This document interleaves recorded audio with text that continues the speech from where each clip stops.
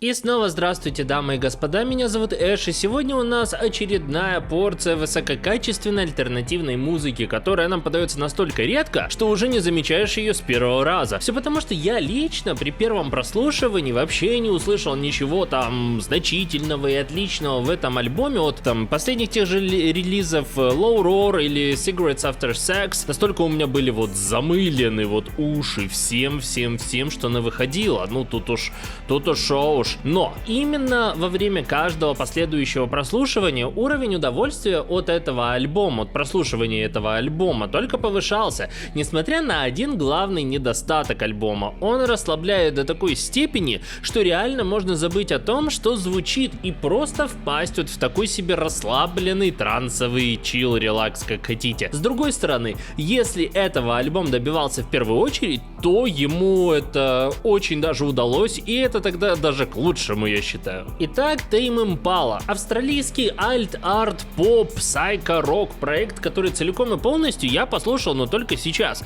И, как сами понимаете, не был разочарован, ну аж совсем. Альбом «Медленная спешка», то есть The Slow Rush. Это четвертый альбом в карьере группы и первый, как я понимаю, так судя по отзывам слушателей, который предоставляет совершенно другой, отличный от привычного сайко-рокового звука и стилистики. Вообще, мне давно так не нравились в альбомах вот название и вот эта полиграфия, да, вот этот вот визуально-графический контент, как здесь. Ведь дизайн обложки целиком и полностью переворачивает наизнанку вообще изначальное изображение одного заброшенного дома в Намибии, из депрессивно-одинокого в такой ярко-спокойно-медитативный вообще образ. Вообще, эта комбинация красно-желтого подобрана как раз таким образом, что эта цветовая жара, вот такая вот, не режет глаза, а наоборот каким-то чудом расслабляет. Плюс я еще думаю, что она еще неплохо ссылается так на посыл и общую символику альбома. Альбом во многом завязан на символике времени. Текстовка часто указывает на то, как неправильно и неэффективно постоянно обмазываться ностальгией,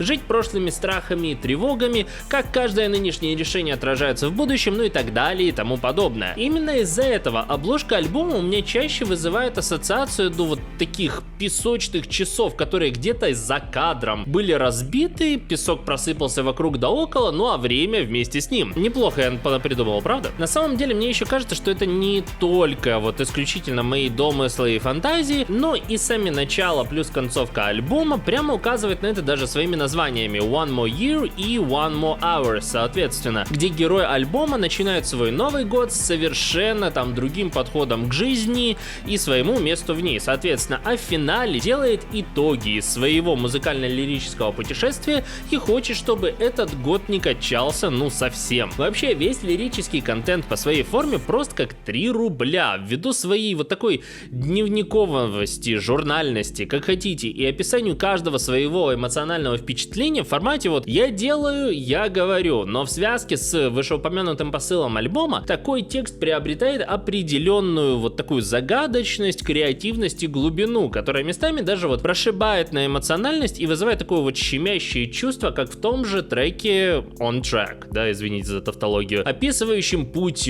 оптимиста, который, несмотря ни на какие проблемы, препятствия, какие-то неприятности, все так же верит в свое личное чудо и то, что оно вот-вот-вот исполнится. Нужно только как бы не терять самообладание и не вешать нос. Другими словами, я оказался очень даже доволен текстом, когда я его наконец-то таки расслышал. А это оказалось, кстати, не так-то и просто с первого раза. Повторяюсь, скажу, расслушал я альбом совершенно не сразу. В первом включении я допустил главную ошибку. Я включил этот альбом на фон во время своих рабочих дел и вообще не заметил в нем ну ни хренища примечательного. Даже казалось в некоторые моменты, что этот альбом ну инструментально-эмбиентный такой, поскольку вокала как такового я не так много и услышал, вплоть до трека Breathe Deeper, который первым, наверное, заставил на себя обратить мое внимание. Его басовая основа и фанковая пульсация очень уж напоминали один из моих любимых треков Simply Red, Sunrise, и вызвала похожее эмоционально вот такое эмоционально-атмосферное атмосферное впечатление,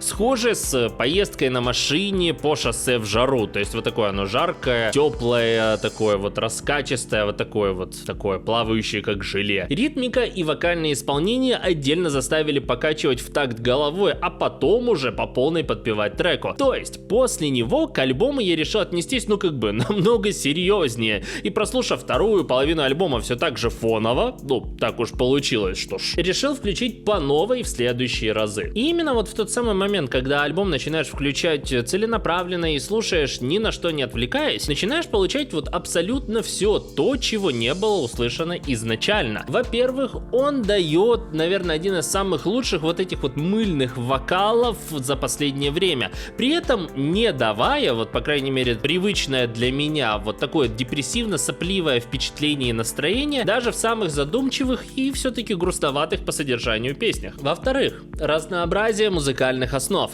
От инструментального поп-рока